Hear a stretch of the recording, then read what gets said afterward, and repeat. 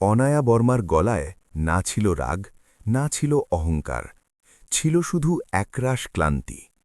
এমন এক ক্লান্তি যা টাকা দিয়ে বা ক্ষমতা দিয়ে মেটানো যায় না, বরং বছরের পর বছর একাকিত্ব থেকে জন্ম নেয়।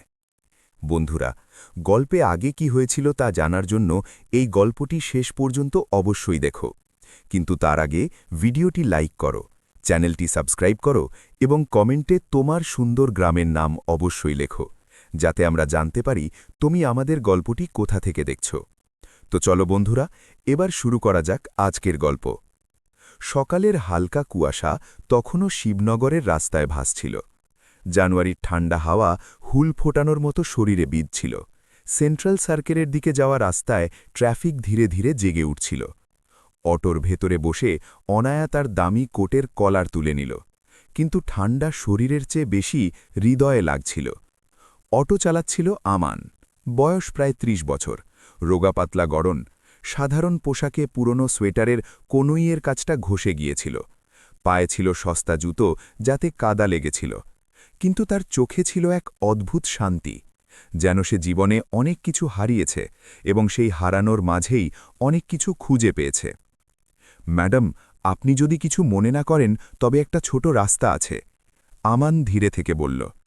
অনায়া ঘড়ি দেখল, ৮:২০, মিটিং ৯টায়, বিদেশি ক্লায়েন্ট, কোটি কোটি টাকার প্রজেক্ট, দেরি হলে খবরের কাগজের শিরোনাম হতে পারত। যা ঠিক মনে হয় করো, সে ঠান্ডা স্বরে জবাব দিল। অটো মোড় নিল, চওড়া রাস্তা ছেড়ে সরু গলিতে ঢুকে পড়ল। সেই গলি যেখানে বড়লোকদের গাড়ি যায় না, যেখানে জীবন কাঁচের দেয়াল, এসি বা লোক দেখানো চাকচিক্য ছাড়াই চলে। অনায়া প্রথমবার মন দিয়ে বাইরের দিকে তাকাল। ছোট ছোট ঘর, ভাঙা দরজা, স্কুলে যাওয়া ছোট ছোট মেয়ে, উন্নে চা বানানো মহিলারা। তার অদ্ভুত লাগল, এত ধন সম্পদের মাঝে থেকেও সেই পৃথিবীটা কখনো দেখেনি। ভয় লাগছে না তো? সে অজান্তেই জিজ্ঞেস করে ফেলল। আমান হাসল। না ম্যাডাম, যেখানে সততা থাকে সেখানে রাস্তা সোজা হয়ে যায়। অটো দ্রুত এগিয়ে চলল। ঠান্ডা হাওয়া আমানের মুখে ঝাপটা দিচ্ছিল, কিন্তু তার পায়ের গতি কমল না। ঠিক ৮:৫৫ অটো সেন্ট্রাল সার্কেলের সামনে থামল। অনায়া অবাক হয়েছিল। সে পার্স খুলে ৫০০ টাকার একটা নোট বের করে এগিয়ে দিল। রেখে দাও। আমান মাথা নাড়ল। না ম্যাডাম, ভাড়া ১০০ টাকা। অনায়া প্রথমবার তার দিকে ভালো করে তাকাল। এত ঠান্ডা, এত পথ, আর তুমি বেশি নেবে না? বেশি নেওয়া আমার হক নয়, আমান শান্ত স্বরে বলল। আর হকের চেয়ে বেশি নেওয়া হলো চুরি। সেই মুহূর্তটি অনায়ার কাছে অদ্ভুত ছিল। গত কয়েক বছরে প্রথমবার কেউ তার সাথে ভয় বা লোভ ছাড়া কথা বলল। নাম কি তোমার? সে জিজ্ঞেস করল। আমান। আর থাকো কথায়? রেলওয়ে কলোনির কাছে, বস্তিতে। অনায়া কয়েক সেকেন্ড চুপ থাকল, তারপর বলল, কাল সকাল ৭টায় বার্মা হাউসে চলে এসো। আমান চমকে গেল। কেন ম্যাডাম? শুধু চলে এসো, অনায়া বলল, এবং অফিসের দিকে এগিয়ে গেল। অটো সেখানেই দাঁড়িয়ে রইল। আমান অনেকক্ষণ তার চলে যাওয়া দেখল। সে জানত না যে এই সকালটি তার জীবনের শেষ সাধারণ সকাল ছিল, আর অনায়ারও আন্দাজ ছিল না যে অটোতে সে বসেছিল সেটিই তাকে তার অতীত, তার যন্ত্রণা এবং এক নতুন শুরুর দিকে নিয়ে যাবে। এখান থেকেই গল্পটি অতীতে ফিরে যাচ্ছিল, অনেক পেছনে। বার্মা হাউসের দেয়ালগুলো ছিল অনেক উঁচু, এত উঁচু যে বাইরের দুনিয়ার আওয়াজ ভেতরে আসত না, কিন্তু সেই দেয়ালগুলোর ভেতরেও একটা আওয়াজ ছিল, নিস্তব্ধতার। অনায়া বার্মার সকাল সব সময় একই রকম হতো। সকাল ঠিক ৬টায় ঘুম ভেঙে যেত, কোনো অ্যালার্ম বা কোনো আওয়াজ ছাড়াই। এই অভ্যেস বহু বছর আগে তৈরি হয়েছিল, সেই দিনের পর থেকে যখন তার জীবন চিরতরের জন্য বদলে গিয়েছিল। ঘরের জানলা দিয়ে হালকা রোদ ভেতরে আসছিল, সাদা পর্দা হাওয়ায় উড়ছিল। ঘরটি বড় ছিল, বিলাসবহুল ছিল, কিন্তু ঠান্ডা। এমন এক ঠান্ডা যা এসি থেকে নয়, মানুষের অনুপস্থিতি থেকে জন্ম নেয়। বিছানার অন্য পাশের দিকে নজর গেল, খালি। প্রতি সকালে অনায়া সেটাই দেখত, আর প্রতি সকালে নিজেকে মনে করিয়ে দিত, এখন আর কেউ নেই। ৫ বছর আগে এক বৃষ্টি ভেজা রাত, হাইওয়ে, তীব্র গতি আর একটি ফোন কল। ম্যাম, আমরা দুঃখিত। শুধু এটুকুই যথেষ্ট ছিল। রাঘব বর্মা, তার স্বামী, কখনো বাড়ি ফিরল না। শুরুতে অনায়া ভেঙে পড়েছিল, দিনরাত কাঁদত, কথা বলা ছেড়ে দিয়েছিল। লোক আসত, সহানুভূতি জানাত, চলে যেত। আর তারপর পৃথিবী এগিয়ে গেল। কিন্তু অনায়া, সেখানেই থমকে গিয়েছিল। 3 মাস পর বোর্ড মিটিং ছিল। বার্মা গ্রুপের ভবিষ্যৎ বাজি রাখা হয়েছিল। লোকে ভেবেছিল এখন এই মহিলা কি সামলাবে। প্রথম মিটিংয়ে অনায়া কালো স্যুট পরে এসেছিল। চোখের নিচে কালি, গলায় কম্পন, কিন্তু চোখে এক জেদ। এই কোম্পানি আমার স্বামীর ছিল, সে বলেছিল, আর এখন এটা আমার দায়িত্ব। লোক হাসল না, ভয় পেল। ধীরে ধীরে অনায়া বদলে গেল। কান্না কমল, কাজ বাড়ল। দিন কাটত মিটিংয়ে, রাত কাটত ফাইল নিয়ে। মনটাকে বন্ধ করে দেওয়া হলো। আবেগগুলোতে তালা পড়ে গেল। লোকে তাকে আয়রন লেডি বলতে শুরু করল। কেউ তার সাথে চোখ মেলাত না, কোনো মিথ্যে বলত না। কিন্তু এসবই ছিল বাইরের দুনিয়া। রাতে যখন বাড়ি শান্ত হয়ে যেত, যখন চাকররা তাদের ঘরে চলে যেত, যখন আলোগুলো নিভে আসত, অনায়া একা থাকত। সে ব্যালকনিতে দাঁড়িয়ে নিচের বাগান দেখত। কখনো কখনো ভাবত, এত কিছু আছে, তবুও যেন কিছু নেই। সেই শূন্যস্থান পূরণ করার জন্য সে নিজেকে আরও কঠোর বানিয়ে ফেলেছিল। কারও ওপর ভরসা নেই, কারও কাছ থেকে প্রত্যাশা নেই। ড্রাইভার বদলাতে থাকল, পিএ আসলো গেল। সবাই প্রফেশনাল ছিল, সবাই মুখোশ পরা। আর তারপর সেই জানুয়ারির সকাল আসলো, যখন তার পুরনো ড্রাইভার ছুটিতে চলে গেল এবং জীবন তাকে একটি অটোতে বসিয়ে দিল। অনায়া নিজেকে প্রশ্ন করেছিল, আমি কেন বসলাম? হয়তো এজন্য, কারণ সেদিন তাকে নিয়ন্ত্রণ ছাড়তে হয়েছিল। আর যখন মানুষ নিয়ন্ত্রণ ছাড়ে, তখনই জীবন নতুন কিছু দেখায়। আমান, একটা সাধারণ নাম, কিন্তু সেই নামে কোনো কৃত্রিমতা ছিল না, না ভয়, না লোভ। তার চোখে সেই একই সততা ছিল যা অনায়া বহু বছর আগে নিজের মধ্যে হারিয়ে ফেলেছিল। বার্মা হাউসে ফেরার সময় অনায়া সিদ্ধান্ত নিয়ে ফেলেছিল। সে জানত না কেন, কিন্তু তার মনে হল এই গল্প এখানেই শেষ হতে পারে না। আর ঠিক সেই সন্ধ্যায় সে প্রথমবার তার মনের দেয়ালে একটি ছোট ফাটল অনুভব করল। পরের সকালে সেই ফাটলটি খুলে যাওয়ার কথা ছিল। সকাল ঠিক 7টায় বার্মা হাউসের গেট খুলল। লোহার বাইরের দরজার বাইরে আমান দাঁড়িয়েছিল। পুরনো অটোটা একপাশে দাঁড় করানো। সে একবার নিজের পোশাকের দিকে তাকাল। পরিষ্কার তো ছিল, কিন্তু সাদাসিধা। বুক দুরুদুরু করছিল। জানি না ম্যাডাম কেন ডাকলেন, সে নিজেকে বলল। এত বড় বাড়ির সামনে দাঁড়িয়ে তার নিজের অস্তিত্ব খুব ছোট মনে হচ্ছিল। চৌকিদার তাকে ওপর থেকে নিচ পর্যন্ত দেখল। কোথায় যাবে? ম্যাডাম ডেকেছেন, আমান ইতস্তত করে বলল। চৌকিদার হাসল। ম্যাডাম আর তুই মজা করিস না। আমান কিছু বলার আগেই ওপরের ব্যালকনি থেকে আওয়াজ আসলো, ওকে ভেতরে আসতে দাও। অনায়া সাদা স্যুট পরা, খোলা চুল, মুখে সেই পরিচিত গাম্ভীর্য। চৌকিদার চুপ হয়ে গেল। গেট খুলল। আমান প্রথমবার বার্মা হাউসের ভেতরে পা রাখল। বিশাল লন, সবুজ গাছপালা, মার্বেলের সিঁড়ি, প্রতিটি জিনিস চুপচাপ নিজের আভিজাত্য জাহির করছিল। আমানের পা টলছিল। এই জায়গা তার জন্য নয়, এই কথাটি সে প্রতিটি নিঃশ্বাসের সাথে অনুভব করছিল। অনায়া নিচে আসল। তুমি এসে গেছ, সে সাধারণ স্বরে বলল। জি ম্যাডাম। আমান মাথা নিচু করে বলল। কয়েক মুহূর্তের নিস্তব্ধতা। ড্রাইভার ছুটিতে আছে, অনায়া বলল। আমার একজন ভরসাযোগ্য মানুষের দরকার। আমান মাথা তুলল। ম্যাডাম, আমি অটো চালাই, গাড়ি না। শিখে নেবে। অনায়া সরাসরি প্রশ্ন করল। আমান চুপ হয়ে গেল। স্যালারি 20,000, অনায়া বলল। থাকতে হবে এখানেই, খাবার পাবে, শুধু একটাই শর্ত, সততা। 20,000 টাকা আমানের কাছে কোনো গুপ্তধনের চেয়ে কম ছিল না, কিন্তু তার মুখে কোনো খুশির ঝিলিক দেখা গেল না। ম্যাডাম, তার গলা কেঁপে গেল। আমার মা অসুস্থ, ক্যান্সার হয়েছে, সন্ধ্যায় হাসপাতালে যেতে হয়। অনায়া প্রথমবার মনোযোগ দিয়ে তার চোখের দিকে তাকাল। সেই চোখগুলো মিথ্যে বলছিল না। সন্ধ্যায় ছুটি পাবে, অনায়া বলল। সকাল 7টা থেকে সন্ধে 6টা। আমানের চোখ ভিজে আসল। সে হাত জোড় করে দাঁড়িয়ে রইল। আপনি আমার জীবন বদলে দিলেন ম্যাডাম। অনায়া কিছু বলল না, শুধু ঘুরে ভেতরে চলে গেল। কিন্তু তার পদক্ষেপগুলো প্রথমবার কিছুটা হালকা ছিল।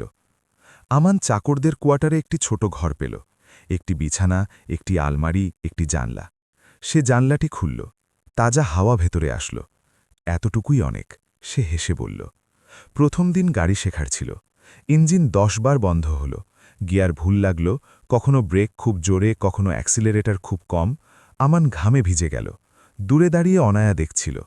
অন্য কোনো ড্রাইভার হলে এতক্ষণে বকুনি খেতে হতো, কিন্তু সে শুধু বলল, ধীরে ধীরে শেখো, ভয় পাওয়ার দরকার নেই। সন্ধ্যায় আমান হাসপাতালে গেল। আজ তার হাতে ভালো ওষুধ ছিল। মা তাকে দেখেই কেঁদে ফেললেন। বেটা, ভগবান শুনেছেন। আমান কিছু বলল না, শুধু মায়ের হাত ধরে থাকল। বর্মা হাউসের ব্যালকনি থেকে অনায়া এসব দেখছিল। সে বুঝতে পারছিল না কেন সে দেখছে, কিন্তু কোথাও না কোথাও তার ভেতরের নিস্তব্ধতা কিছুটা কম হতে শুরু করেছিল, এবং এটাই ছিল শুরু। বর্মা হাউসের সকাল এখন আর আগের মতো ছিল না। নিস্তব্ধতা এখনও ছিল, কিন্তু তাতে চাঞ্চল্য মিশিয়ে গিয়েছিল। চাকরদের নজর বদলাতে শুরু করেছিল। আগে যারা আমানকে শুধু ড্রাইভার ভাবত, এখন তারাই তার উপস্থিতির হিসাব রাখতে শুরু করল। কে কতক্ষণ কথা বলে, কে কার পাশে দাঁড়িয়ে থাকে, কার হাসি কখন শোনা যায়। কমলাবাই সব বুঝত, কিন্তু কিচ্ছু বলত না। এক দুপুরে যখন অনায়া অফিসে ছিল, রান্নাঘরে ফিসফিসানি শুরু হল। ম্যাডাম এখন বেশি সময় ড্রাইভারের সাথে থাকে, গরিব লোক, কিন্তু কপাল দেখো, লোক কি বলবে। শব্দগুলো হালকা ছিল, কিন্তু সেগুলোর মানে ছিল ভারী। আমান সব শুনতে পেত। সে কিছু বলত না, শুধু আরও বেশি চুপচাপ হয়ে গেল। অফিসেও হাওয়া বদলাচ্ছিল। মিটিংয়ে লোকেরা আগেকার মতো সরাসরি কথা বলত না। কিছু হাসি কৃত্রিম হয়ে গিয়েছিল, কিছু প্রশ্ন প্রয়োজনের চেয়ে বেশি ব্যক্তিগত। একদিন বোর্ড মিটিংয়ের পর এক সিনিয়র পার্টনার অনায়াকে বলল, পার্সোনাল লাইফ সামলে রাখা উচিত, ব্র্যান্ড ইমেজে এর প্রভাব পড়ে। অনায়া হাসল, মনে রাখব, কিন্তু ভেতরে সে জ্বলছিল। আমান এসব বুঝতে পারছিল। এক সন্ধ্যায় যখন গাড়ি বাগানে দাঁড়িয়েছিল, সে সাহস সঞ্চয় করে বলল, ম্যাডাম, লোকে কথা বলছে। অনায়া ফাইল বন্ধ করল। কোন লোকে? সবাই। আমান মাথা নিচু করে নিল। আমার কারণে?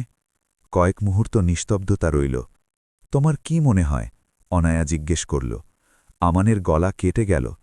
আমার এখানে থাকা উচিত নয়। আপনি আলাদা জগতের মানুষ। অনায়া প্রথমবার তার চোখের দিকে সরাসরি তাকাল। জগৎ? সে হালকা হাসল। জগৎ আমাকে কি দিয়েছে আমান? আমান কিছু বলল না। আমি সব কিছু হারিয়েছি, অনায়া ধীরে থেকে বলল। আর যা পেয়েছি তা আমি নিজে তৈরি করেছি। আমান মাথা নিচু করে নিল।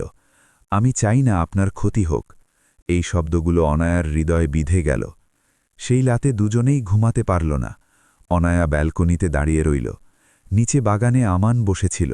সে তাকে দেখছিল, এবং প্রথমবার নিজের কাছে মিথ্যে বলতে পারল না। সে তার সাথে জড়িয়ে গেছে, তার সততার সাথে, তার নিস্তব্ধতার সাথে, তার না চাওয়া সম্মানের সাথে। কিন্তু ভয়, সেটাও সমান বড় ছিল। বিধবা হওয়ার ভয়, সমাজের ভয়, নামের ভয়, ক্ষমতা হারানোর ভয়। পরের কয়েকদিন দুজনেই দূরত্ব বজায় রাখল। কথা শুধু প্রয়োজনীয় বিষয়ের মধ্যে সীমাবদ্ধ রইল। চোখাচোখি কম হল, কিন্তু নিস্তব্ধতা আরও বেশি কথা বলতে লাগল। একদিন হাসপাতাল থেকে ফেরার সময় আমানের মা বলল, বেটা, তোকে খুশি মনে হচ্ছে না। আমান হাসল। সব ঠিক আছে আম্মা। কিন্তু মা জানতেন, ওই ম্যাডাম, উনি ভালো মানুষ। মা অন্তর থেকে বলল। আমান চুপ রইল। বর্মা হাউসে এখন এক অদ্ভুত উত্তেজনা ছিল, যেন কোনো ঝড় দরজায় দাঁড়িয়ে ভেতরে আসার অপেক্ষা করছে। অনায়া জানত এখন সিদ্ধান্ত নিতেই হবে। হয় সে আবার একা হয়ে যাবে, নয়তো দুনিয়ার বিরুদ্ধে গিয়ে দাঁড়াবে। আর আমানও বুঝে গিয়েছিল এই সম্পর্ক এখন আর শুধু চাকরির নয়, সামনের সময়টা সবথেকে কঠিন হতে চলেছিল। মেঘ নিচে নেমে এসেছিল, যেন কিছু একটা ঘটতে চলেছে। অনায়ার মিটিং শহরের বাইরে রিভার হাইওয়ের পাশে ছিল। অনেক বড় প্রজেক্ট, অনেক বড় সিদ্ধান্ত। গাড়িতে সন্নাটা ছিল, রেডিয়া বন্ধ, বৃষ্টির ফোঁটা কাঁচে পড়ছিল। আমান দুই হাতে স্টিয়ারিং ধরেছিল। রাস্তা পিচ্ছিল ছিল। ধীরে চালাও, অনায়া বলল। জি। আমান শুধু এইটুকুল বলল। হাইওয়েতে গতি বেশি ছিল, ট্রাক, বাস, দ্রুতগামী গাড়ি। হঠাৎ একটি ট্রাক সিগন্যাল না দিয়েই লেন বদলে নিল। সব কিছু 1 সেকেন্ডে ঘটল। আমান পুরো শক্তি দিয়ে স্টিয়ারিং ঘোরালো, ব্রেক চাপল, টায়ার পিছলে গেল, গাড়ি ঘুরল কিন্তু থেমে গেল। মাত্র কয়েক ইঞ্চি দূরে এক বড় দুর্ঘটনা এড়ানো গেল। অনায়ার নিঃশ্বাস আটকে গিয়েছিল, হাত কাঁপছিল। ম্যাডাম, আপনি ঠিক আছেন? আমান ঘাবড়ে গিয়ে জিজ্ঞেস করল। অনায়া কিছু বলতে পারল না। সে গাড়ি থেকে নামল, তার হাঁটু দুর্বল হয়ে আসছিল। আমান সাথে সাথে তার হাত ধরে ফেলল। আমি আছি। সে প্রথমবার ম্যাডাম না বলে বলল। শুধু এই দুটো শব্দ, কিন্তু তাতে ছিল পুরো ভরসা। সেই মুহূর্তে অনায়া অনুভব করল, আজ যদি সে বেঁচে থাকে তবে শুধু এই মানুষটির কারণে। সে প্রথমবার আমানের চোখে ভয় নয়, সাহস দেখল। বাড়ি ফেরার সময় দুজনেই একদম চুপ ছিল, কিন্তু এই নিস্তব্ধতা আলাদা ছিল। এটি ভয়ের নয়, সত্যের নিস্তব্ধতা ছিল। বর্মা হাউস পৌঁছে অনায়া আমানকে ডাকল ড্রয়িং রুমে। আজ তুমি আমার প্রাণ বাঁচিয়েছ, সে সরাসরি বলল। আমান মাথা নিচু করে নিল। এটা আমার কর্তব্য ছিল। না, অনায়া বলল, এটা কর্তব্যের চেয়েও বেশি কিছু ছিল। কয়েক মুহূর্তের নীরবতা। যা চাও চেয়ে নাও, অনায়া বলল। আমান ধীরে থেকে মাথা তুলল। শুধু দোয়া করুন আমার মা যেন সুস্থ হয়ে যান। অনায়ার চোখ ভিজে আসল। সেই রাতেই অনায়া সিদ্ধান্ত নিল, পরের সকালে লাইফ কেয়ার হাসপাতালে এক নতুন নাম যুক্ত হল। পুরো চিকিৎসা, পুরো খরচ। আমান যখন জানতে পারল তখন সে ভেঙে পড়ল। সে অনায়ার সামনে হাত জোর করে দাঁড়িয়ে রইল। ম্যাডাম, আমি এটা কখনো শোধ করতে পারব না। অনায়া প্রথমবার হেসে বলল, এটা দয়া নয় আমান, এটা মানবতা।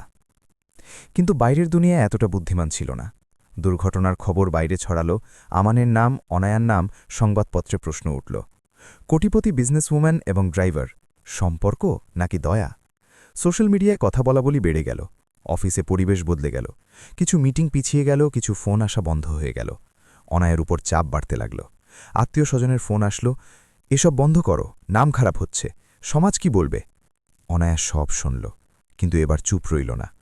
এক সন্ধ্যায় আমার নিজেই তার কাছে আসলো। ম্যাডাম, আমার চলে যাওয়া উচিত।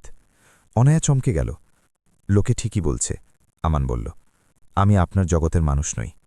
অনায়ার চোখে আগুন জ্বলে উঠল। কে ঠিক করে দেয় কে কার জগতের? সে কঠোর সুরে বলল, আমি একা ভয় পাব না আমান। সে বলল, যদি লড়তে হয় তবে একসাথেই লড়ব।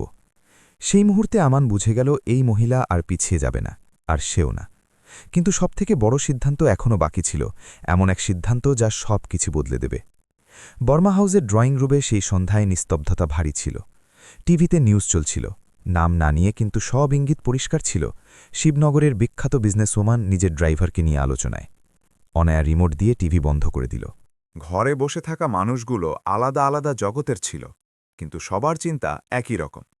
মাসি তীক্ষ্ণ স্বরে বলল, এসব কি তামাশা তৈরি করেছ তুমি? রাঘবের আত্মাও লজ্জিত হবে। অনায়া প্রথমবার মাথা নিচু করল না। রাঘবের আত্মা আমাকে কাঁদতে নয়, বেঁচে থাকতে দেখতে চেয়েছিল। সে শান্ত কিন্তু দৃঢ় স্বরে বলল। এক আত্মীয় বলল, এই ছেলেটি তোমার চাকর? অনায়া তার দিকে তাকাল। ও একজন মানুষ, সে বলল, আর মানুষ হওয়ার জন্য কারো অনুমতির প্রয়োজন হয় না। ঘরে নীরবতা নেমে আসল। পরের দিন অফিসে পরিবেশ আরও বেশি উত্তপ্ত ছিল। কিছু পার্টনার আসলই না, কেউ ক্যামেরা বন্ধ রাখল। এক সিনিয়র ডিরেক্টর বলল, যদি এসব চলতেই থাকে তবে আমাদের দূরত্ব বজায় রাখতে হবে। অনায়া চেয়ার থেকে উঠে দাঁড়াল। তবে দূরত্ব তৈরি করে নিন, সে পরিষ্কার বলল। আমার বিজনেস আমার সিদ্ধান্তে দাঁড়িয়ে আছে, ভয়ে নয়। প্রথমবার বোর্ডরুমে কেউ হাততালি দিল। অন্যদিকে আমান ভেঙে পড়ছিল। তার মনে হচ্ছিল সে অনায়ার সাফল্যের পথে একটি দাগ হয়ে যাচ্ছে। এক রাতে সে চুপচাপ নিজের জিনিসপত্র গোছাতে লাগল। কমলাবাই দেখে ফেলল। বেটা, কোথায় যাচ্ছিস? আমানের চোখ ভিজে আসল। ম্যাডামের জন্য আমার থাকাটা ঠিক নয়। কমলাবাই তার হাত ধরে ফেলল। ঠিক সেটাই হয় যাতে মন পরিষ্কার থাকে। সেই রাতেই অনায়া প্রেস কনফারেন্স ডাকল। মিডিয়া হল কানায় কানায় পূর্ণ ছিল। ক্যামেরা ঝলকাচ্ছিল, মাইক এগিয়ে আসলো। সবাই একটাই প্রশ্ন করতে চাইছিল। অনায়া মঞ্চে আসলো, সাদা শাড়ি, মেকআপ ছাড়া, সরাসরি দৃষ্টি। আমার ব্যক্তিগত জীবন আমার, সে বলল। যদি কোনো গরিবের সাহায্য করা অপরাধ হয় তবে আমি এই অপরাধ রোজ করব। হলে চাঞ্চল্য সৃষ্টি হল। আমান আমাকে আবার মানুষ হতে শিখিয়েছে, সে বলল, আর আমি কোনো মানুষের জন্য লজ্জিত নই। এই বয়ান পরের দিন সকালে প্রতিটা সংবাদপত্রের হেডলাইন হল। কেউ প্রশংসা করল, বেশিরভাগই সমালোচনা করল, কিন্তু অনায়া টলল না। সেই দিনই আমানকে ডাকা হল। সে ভয় পেতে পেতে আসল। আমি চলে যাচ্ছি, সে ধীরে থেকে বলল। অনায়া তার দিকে তাকাল। আমি সবার সামনে বলে দিয়েছি, সে বলল। এখন তুমিও সিদ্ধান্ত নাও। আমানের গলা কাঁপছিল। ম্যাডাম, সমাজ। অনায়া এগিয়ে আসলো, তার হাত ধরে ফেলল। এখন তুমি আর একা নও, সে বলল, আমি আছি। সেই মুহূর্তে আমানের সব দেওয়াল ভেঙে গেল। সে প্রথমবার কাঁদল, লজ্জা ছাড়া, ভয় ছাড়া। কিছুদিন পর লাইফ কেয়ার হাসপাতাল থেকে ফোন আসলো, অপারেশন সফল হয়েছে। আমানের মা বিপদমুক্ত। অনায়া নিজেই হাসপাতালে পৌঁছল। মা দুর্বল গলায় জিজ্ঞেস করল, মা, তুমি কে? অনায়া তার হাত ধরল। আমি অনায়া। মা হাসল। না, তুই আমার মেয়ে। আমান কেঁদে ফেলল। সেই মুহূর্তে তিনজনেই বুঝতে পারল আর ফিরে যাওয়ার পথ নেই। কিন্তু এবার সবথেকে বড় সিদ্ধান্ত এখনও বাকি ছিল। এমন এক সিদ্ধান্ত যার নাম বদলে দেবে, সম্পর্ক বদলে দেবে, আর জীবনের মোড়ও বদলে দেবে। বর্মা হাউসের সকাল এখন আলাদা হতো। আগে এখানে শুধু শৃঙ্খলার আওয়াজ প্রতিধ্বনিত হতো, এখন হাসির। বাগানে রোদ নামলে আমান তুলসী গাছে জল দিত। অনায়া ব্যালকনি থেকে তাকে দেখত এবং কিছু না বলে হাসত। লাইফ কেয়ার হাসপাতাল থেকে ছুটির দিন আসলো। আমানের মা হুইল চেয়ারে বসেছিলেন, দুর্বল ছিলেন কিন্তু চোখে চকমক ছিল। মা, তিনি অনায়ার হাত ধরে বললেন, ভগবান আমাকে নতুন জীবন দিয়েছেন। অনায়ার চোখ ভিজে আসল। সে প্রথমবার অনুভব করল এই বাড়ি এখন আর খালি নয়। সমাজ হার মানেনি। কিছু আত্মীয় স্বজন আসা যাওয়া বন্ধ করে দিল, কিছু পুরনো বিজনেস পার্টনার আলাদা হয়ে গেল, একটি বড় প্রজেক্ট আটকে গেল। সংবাদপত্র লিখল, আবেগে ভেসে গেলেন বিজনেসওম্যান। কিন্তু অনায়া পিছিয়ে যেতে শেখেনি। সে আমানকে নিজের সাথে বসাতে শুরু করল। মিটিংয়ে ফাইলপত্রের মাঝে প্রথমে সে চুপ থাকত, শুনত, শিখত, তারপর প্রশ্ন করতে শুরু করল। একদিন বোর্ড মিটিংয়ে এক ডিরেক্টর তাচ্ছিল্য করল, ড্রাইভিং দিয়ে বিজনেস চলে না। আমান শান্তস্বরে বলল, কিন্তু মাটির সাথে যুক্ত না থেকে কোনো বিজনেস টেকেও না। সে লোকাল মেটেরিয়াল, লোকাল শ্রমিক এবং কম খরচের প্ল্যান রাখল। ঘরে নিস্তব্ধতা নেমে আসল। অনায়ার চোখে গর্ব খেলে গেল। সেই প্রজেক্টটি যা আটকে গিয়েছিল ৩ মাসের মধ্যে সবথেকে লাভজনক হয়ে উঠল। এক সন্ধ্যায় অনায়া আমানকে ডাকল। আমি সিদ্ধান্ত নিয়েছি, সে বলল। আমান ঘাবড়ে গেল। কি হয়েছে? অনায়া হাসল। আর পালানো নয়। সে তার সামনে এসে দাঁড়াল। আমরা বিয়ে করব। আমানের পৃথিবী থেমে গেল। আমি আপনার যোগ্য নই, সে বলল। অনায়া তার চোখের দিকে তাকাল। যে মন থেকে ধনী সেই আমার যোগ্য। বিয়ে খুব সাদামাটাভাবে হল। ছোট একটি মন্দির, কোনো লোক দেখানো ব্যাপার নেই। কমলাবাই, আমানের মা, আর ২-৪ জন আপন মানুষ। অনায়া লাল শাড়ি পরল, আমান সাদা কুর্তা। মন্ত্রোচ্চারণের মাঝে আমান কাঁপা কাঁপা হাতে অনায়ার সিথিতে সিঁদুর পরিয়ে দিল। মা আশীর্বাদ করলেন। আজ ২ হৃদয় নয়, ২ জীবন এক হল। বাইরে হালকা বৃষ্টি হচ্ছিল, যেন আকাশও এতে সম্মত ছিল। বিয়ের পর বার্মা হাউসের নাম বদলায়নি, কিন্তু তার পরিচয় বদলে গিয়েছিল। এখন সেটি শুধু এক ধনী মানুষের বাড়ি ছিল না, এটি সেই বাড়ি ছিল যেখানে মানবতা বাস করত। প্রতিটি প্রজেক্টে গরিবদের জন্য অংশ নির্ধারিত হল, শ্রমিকদের বাচ্চাদের পড়াশোনা, চিকিৎসা, থাকার ব্যবস্থা।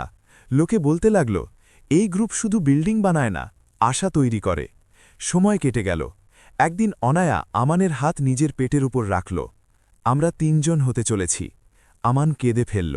৯ মাস পর এক কন্যা সন্তানের জন্ম হল। নাম রাখা হল ইনসানিয়াত, অর্থাৎ মানবতা।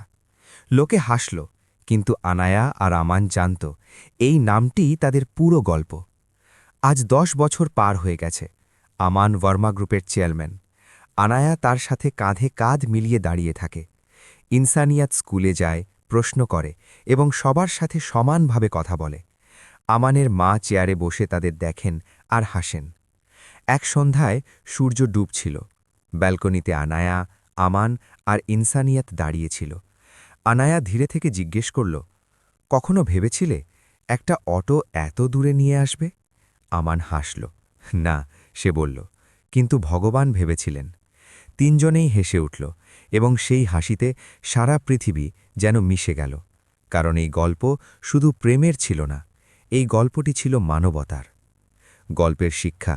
বন্ধুরা, এই গল্প থেকে আমরা এটাই শিখতে পারি যে টাকা দিয়ে সব কিছু কেনা যায়, কিন্তু মানবতা, সম্মান এবং সত্য নয়। কখনো কখনো জীবনে কোনো মানুষ কিছু না চেয়ে, কোনো লোভ ছাড়াই আমাদের সাহায্য করে, এবং সেই মানুষটি আমাদের জীবনের সবথেকে বড় সম্পদ হয়ে দাঁড়ায়। ধনী বা গরিব কারও মূল্য নির্ধারণ করে না। আসল ঐশ্বর্য হল মনের। আর যখন দুজন মানুষ সত্য, সম্মান এবং মানবতার সাথে হাত মিলিয়ে চলে, তখন সমাজের সব দেওয়াল ভেঙে যায়। আপনার কাছে একটি ছোট অনুরোধ, যদি এই গল্পটি আপনার হৃদয় ছুঁয়ে যায় তবে ভিডিওটি লাইক অবশ্যই করবেন, চ্যানেলটি সাবস্ক্রাইব করবেন এবং কমেন্টে আপনার নাম লিখবেন। আপনি কোন গ্রাম থেকে দেখছেন, আপনার শহরের নামও অবশ্যই লিখবেন, যাতে আমরা জানতে পারি আপনি আমাদের কোথা থেকে দেখছেন এবং পরবর্তী গল্পে আপনাকে ধন্যবাদ জানাতে পারি। তো বন্ধুরা, দেখা হবে পরের কোনো হৃদয়স্পর্শী গল্পে। ততক্ষণের জন্য জয় হিন্দ, জয় ভারত, জয় জওয়ান, জয় কিষান।